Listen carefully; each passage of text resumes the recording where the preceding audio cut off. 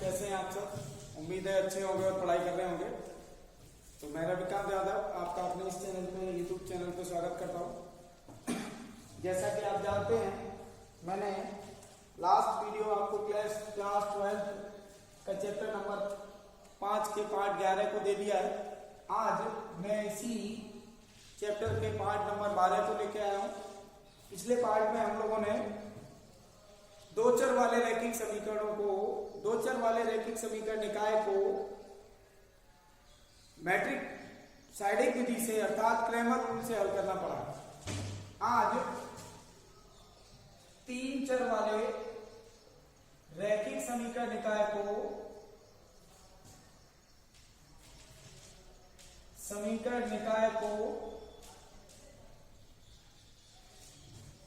का हल, वो भी किससे पढ़ेंगे? क्रैमर नियम से। क्रैमर नियम का मतलब है साइडिक विधि से। ठीक है भाई, आज हम तीन चर वाले रैखिक समीकरण निकाय का हल साइडिक विधि से पढ़ेंगे। ध्यान से पढ़ेंगे सब लोग।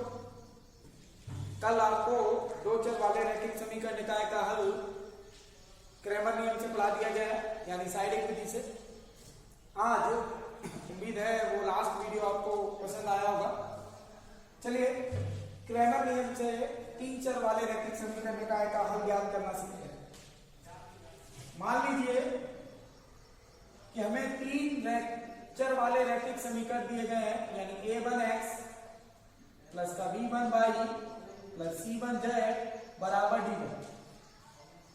दूसरा रैखिक समीकरण दिया गया है a2x plus b2y plus c2z बराबर d2। तीसरा है a3x प्लस का b3y प्लस का c3z बराबर d3।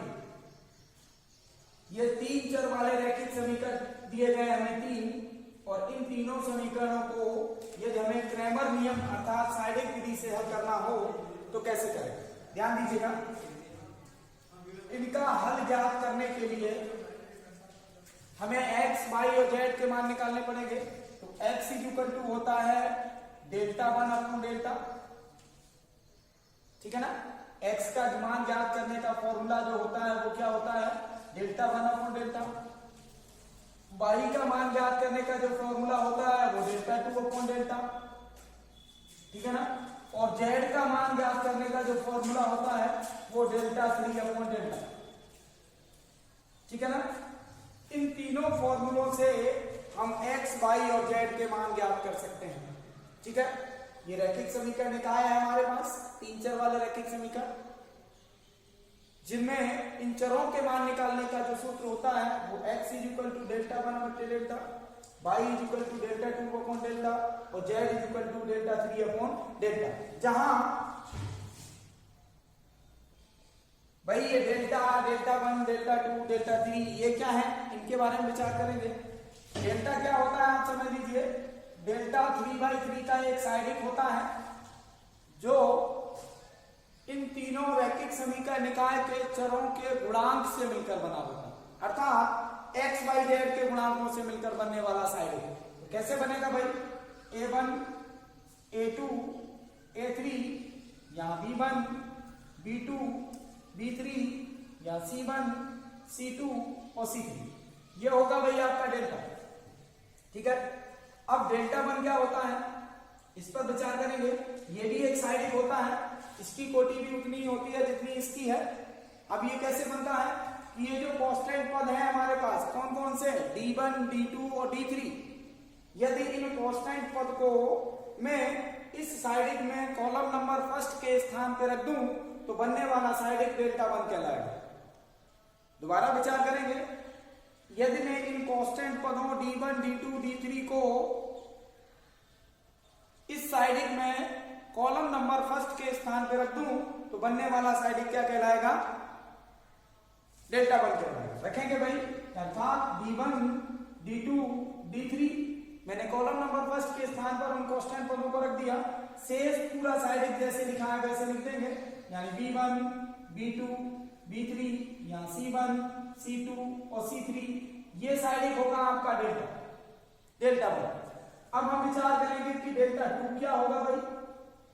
ये भी एक 3/3 का साइड होगा, जो कैसे बनेगा, यदि इन कांस्टेंट संख्याओं को मैं इस साइड में कॉलम नंबर 2 के स्थान पर रख दूं तो बनने वाला साइड डेल्टा 2 कहलाएगा। जैसे A1, A2, A3, यहां आ जाएगा D1, D2 और D3, यहां आएगा C1, C2 और C3। केवल कॉलम नंबर सेकंड को परिवर्तित करना है, कॉलम नंबर 2 के स्थान पर इन कांस्टेंट पदों को लिखना, तो बनने वाला साइड क्या कहलाएगा, डेल्टा 2। अब बात करते हैं कि डेल्टा 3 क्या होगा, ठीक है ना। डेल्टा 3 भी एक 3/3 का साइड होगा भाई। यदि मैं इन अचर संख्याओं को, कांस्टेंट संख्याओं को इस साइड में डेल्टा से जो साइड दिया गया है उसमें कॉलम नंबर 3 के स्थान पर रख दूं तो बनने वाला साइड डेल्टा 3 कहलाएगा। अर्थात A1, A2, A3, यहाँ B1, B2, B3, यहाँ आ जाएगा D1, D2 और D3, ठीक है ना। तो ये होता है डेल्टा 1, डेल्टा 2 और डेल्टा 3। जब हमें ये साइडिंग प्राप्त हो जाएंगे तो एक एक करके तीनों साइडिंग को 3/3 के साइडिंग है और 3/3 के साइडिंग का मान ज्ञात करना हम जानते हैं। तो एक एक करके इन तीनों साइडिंगों के हम मान निकालेंगे और मान चारों साइडिंगों के मान निकाल लेंगे और उसके बाद जब हम x का मान निकालेंगे तो डेल्टा 1 बट्टे डेल्टा, y का मान निकालेंगे तो डेल्टा 2 बट्टे डेल्टा, z का मान निकालेंगे तो डेल्टा 3 अपॉन डेल्टा। उम्मीद है आपकी समझ में आया होगा कि 3 चर वाले रैखिक समीकरणों का हल साइडिंग विधि से कैसे ज्ञात किया जाता है, ठीक है। चलिए भाई आगे चलते हैं।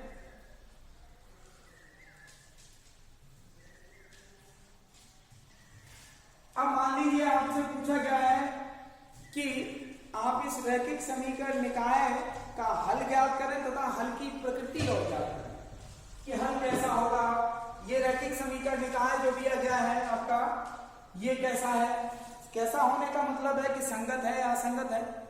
तो उसका परीक्षण भी हम डेल्टा 1, डेल्टा 2, डेल्टा 3 जो मान निकालेंगे इन साइडकों के, उससे ही इसका परीक्षण किया जा सकता है। ध्यान से देखिएगा, मैं कंडीशन लिख रहा हूं या इसके हल की प्रकृति के बारे में बता रहा हूं। कैसे परीक्षण करेंगे कि हल की प्रकृति क्या होगी, तो उसके लिए शर्तें हैं 3। उसके जरिए से हम इन 3 चर वाले रैखिक समीकरणों के हल की प्रकृति ज्ञात कर सकते हैं, ठीक है ना। लेकिन उससे पहले हमें डेल्टा 1, डेल्टा 2, डेल्टा 3 के मान पता होने चाहिए। पहली कंडीशन है आपकी, जरा ध्यान दीजिए, यदि delta is not equal to 0, जो आपने डेल्टा साइडिंग बनाया है यदि उसका मान 0 के बराबर नहीं है तो निकाय संगत होगा,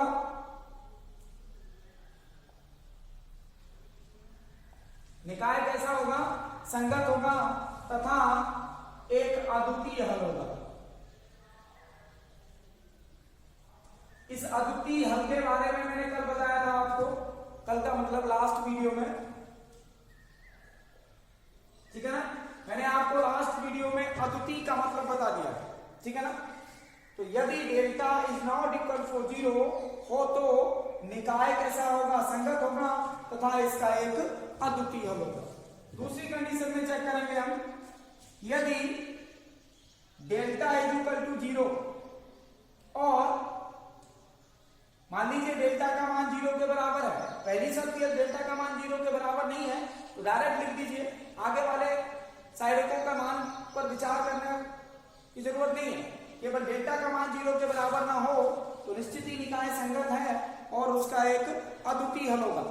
और यदि डेल्टा का मान 0 के बराबर है तब हम क्या करते हैं कि डेल्टा 1, डेल्टा 2 और डेल्टा 3 पर विचार करते हैं और हमें ये मिला कि डेल्टा 1 बराबर है, डेल्टा 2 बराबर है, डेल्टा 3 और बराबर है 0। ध्यान दीजिए, ये डेल्टा का मान 0 है और तो फिर हम क्या करेंगे, आगे वाले साइडकों को देखेंगे, यानी डेल्टा 1, डेल्टा 2, डेल्टा 3 को देखेंगे और डेल्टा 1, डेल्टा 2, डेल्टा 3 तीनों ही 0 के बराबर हैं हो तो निकाय कैसा होगा, संगत होगा ऐसी स्थिति में भी तथा इसके अनेक हल होंगे।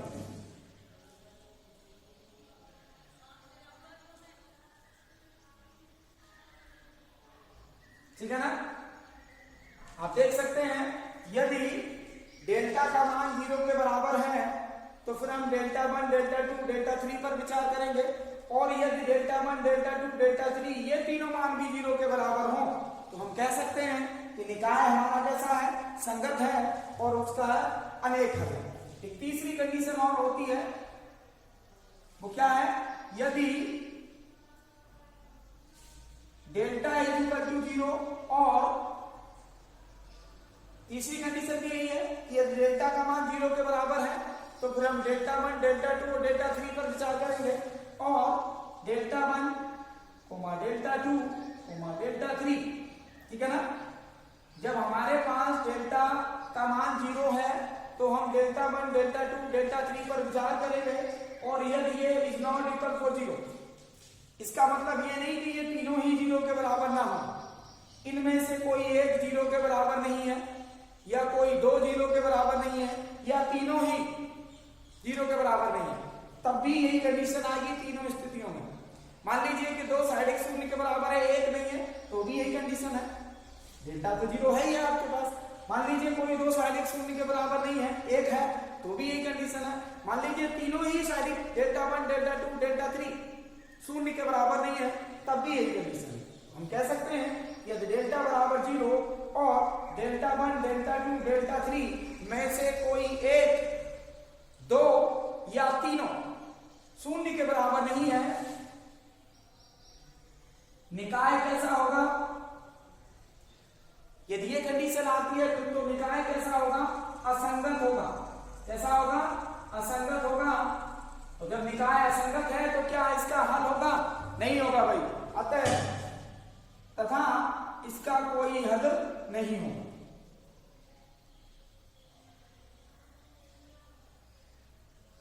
ठीक है भाई, तो ये तीन कंडीशनें हैं आपकी, जिनके जरिए से आप किसी भी तीन चर वाले रैखिक समीकरण निकाय के हल की प्रकृति ज्ञात कर सकते हैं, जिसके लिए आपको डेल्टा, डेल्टा 1, डेल्टा 2, डेल्टा 3 के मान पता होने चाहिए। यदि डेल्टा का मान 0 के बराबर नहीं है तो निकाय संगत है और उसका एक अद्वितीय है। यदि डेल्टा का मान 0 के बराबर है तो फिर हम डेल्टा 1, डेल्टा 2, डेल्टा 3 इन तीनों को देखेंगे, और ये मान भी 0 के बराबर हैं, तो हम कह सकते हैं कि निकाय कैसा है, संगत है, तथा इसके अनेक हल होंगे। आगे यदि डेल्टा का मान 0 के बराबर निकला तब हम डेल्टा 1, डेल्टा 2, डेल्टा 3 पर विचार करेंगे, और इन तीनों में से कोई एक, दो या फिर तीनों 0 के बराबर नहीं है तो निकाय असंगत होगा और इसका कोई हल नहीं होगा। तो इस तरीके से हम तीन चर वाले रैखिक समीकरण निकाय के हल की प्रकृति तथा निकाय कैसा है सब पता कर सकते हैं, और हल ज्ञात करने की प्रक्रिया मैंने आपको पहले ही बता दी है। x इज इक्वल टू होता है delta 1 upon delta, y is equal to होता है delta 2 upon delta, z is equal to होता है डेल्टा 3 अपॉन डेल्टा। चलिए भाई, एक एग्जाम्पल मैं आपको इस टॉपिक पे दे रहा हूं, तीन चर वाले रैखिक समीकरणों के हल की प्रकृति तथा उसके हल को ज्ञात करके बता रहा हूं।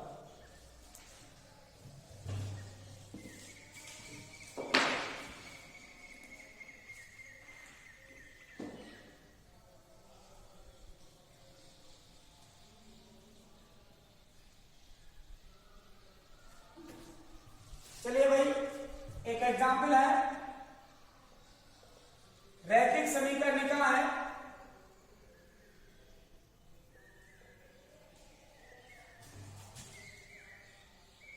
क्या है भाई। रैखिक समीकरण निकाय हमारे पास x plus y plus z बराबर 9। तो दूसरा समीकरण हमें दिया गया है 2x प्लस का 5y और प्लस का 7z, ठीक है ना। 2x plus 5y plus 7z बराबर दिया गया 52।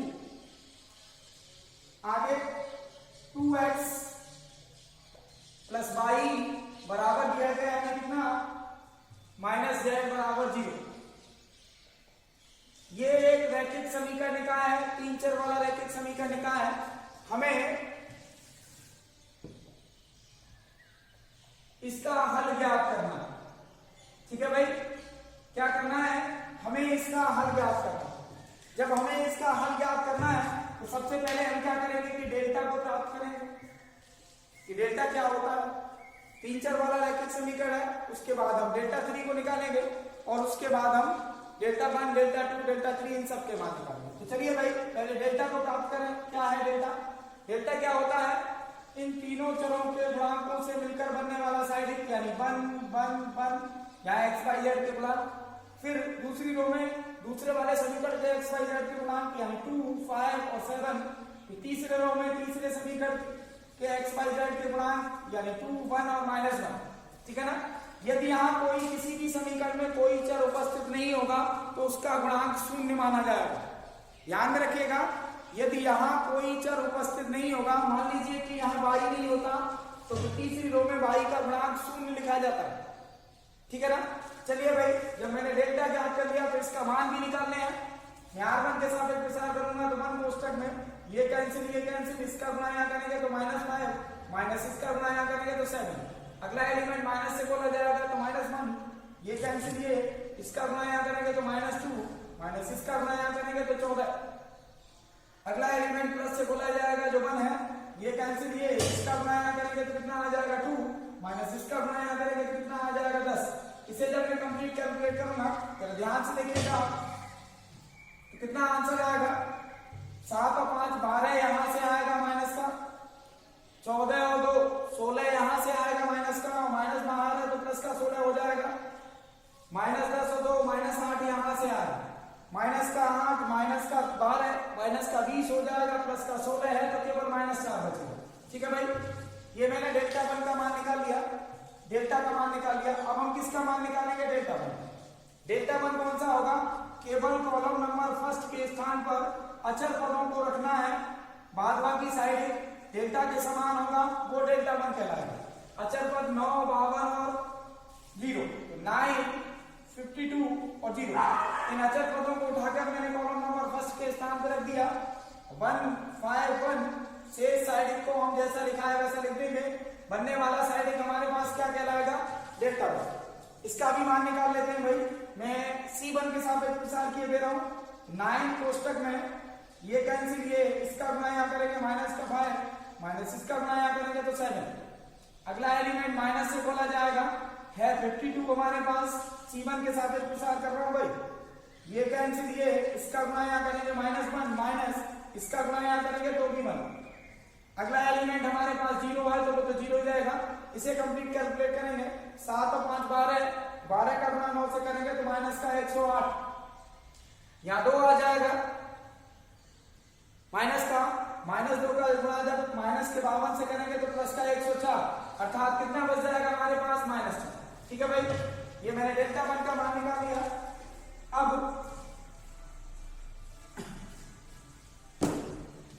अब हम क्या करेंगे, यहां से डेल्टा 2 का मान लिखेंगे। डेल्टा 2 कब मिलेगा? जब इसी साइडिक में यानी साइडिक डेल्टा में, ध्यान दीजिएगा, साइडिक डेल्टा में ये जो दिया गया है कॉलम नंबर 2 के स्थान पर जब इन अचर पदों को लिख दिया जाएगा तो हमें क्या मिल जाएगा? डेल्टा 2 मिल जाएगा। चलिए लिखते हैं 1 2 और 1 कॉलम नंबर 2 के स्थान पर ये आएंगे, यानी 9 52 और 0। आगे लास्ट कॉलम जैसा लिखा है वैसे लिख दीजिए। आप इसका भी मान निकालिए। मैं इसका C2 के सापेक्ष प्रसार किए दे रहा हूं, तो ये अभी माइनस से और ये प्लस से, फिर ये माइनस से। पहला अगर माइनस से बोला जाएगा तो -9, ये कैंसिल, ये इसका गुणा यहाँ करेंगे तो -2, माइनस इसका गुणा यहाँ करेंगे तो 14। अगला एलिमेंट प्लस से बोला जाएगा तो प्लस का 52, ये है, ये कैंसिल, ये इसका गुणा यहाँ करेंगे तो -1, फिर इसका गुणा यहाँ करेंगे तो -2। कंप्लीट कैलकुलेट करेंगे हम इसको, यहां से हो जाएगा 16, ठीक है ना? यहां से कितना आएगा? 16, और 16 का गुणा 9 से करेंगे तो प्लस का 144, माइनस माइनस की संख्या है, यहां हो जाएगा 3। ध्यान दीजिएगा, माइनस का 3 होगा तो माइनस 3 दूनी 6 और 3 5 15, कितना आ गया? माइनस का 156, 156 माइनस का है, 144 प्लस का है, तो माइनस का कितना बचेगा हमारे पास? 12। चलिए भाई, जब मैंने डेल्टा 1 2 का मान निकाल लिया तो अब मैं निकालूंगा यहां से डेल्टा 3 का मान। ठीक है भाई, आप इसको नोट करके रखिएगा कि डेल्टा का मान हमारे पास कितना आया है? -4। डेल्टा 1 का मान कितना आया? -4। डेल्टा 2 का मान कितना आया? -4। मैं इधर लिखे ले रहा हूं, डेल्टा का मान आया हमारे पास -4, डेल्टा 1 का मान आया -4 और डेल्टा 2 का मान आया हमारे पास -12।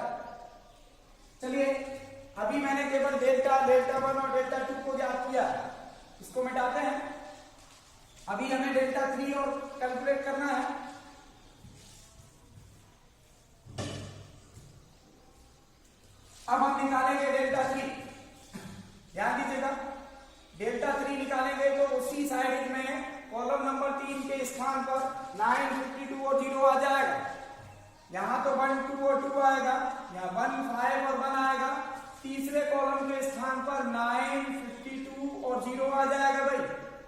अब मैं इसका मान निकालूंगा, किसके, C3 के सापेक्ष प्रसार कर दूं, प्लस माइनस और प्लस, पहला अवयव प्लस से खोला जाएगा, ये कैंसिल, ये इसका गुना यहाँ करेंगे तो 2, माइनस इसका गुना यहाँ करेंगे तो 10, अगला एलिमेंट माइनस से खोला जाएगा, ये कैंसिल, ये इसका गुना यहाँ करेंगे तो कितना आ जाएगा हमारे पास, ये वाला है, और ये कैंसिल होगा, ये इसका गुना यहाँ करेंगे तो 1, माइनस इसका गुना यहाँ करेंगे तो 2, इसे कंप्लीट कैलकुलेट करेंगे, 8 बचेगा माइनस का, 8 और 9 का गुना करेंगे तो माइनस का 72, यहाँ 1 बचेगा माइनस का, इसके साथ गुना करेंगे तो प्लस का 52, जब 72 में से 52 घटेगा तो कितना बच जाएगा हमारे पास, प्लस का 20 बचेगा भाई, सॉरी माइनस का 20 बचेगा। ठीक है, ये मैंने तीनों के मान निकाल लिए, डेल्टा, डेल्टा 1, डेल्टा 2 के मान हम पहले ज्ञात कर चुके हैं, डेल्टा 3 का मान हमारे पास ये आ गया।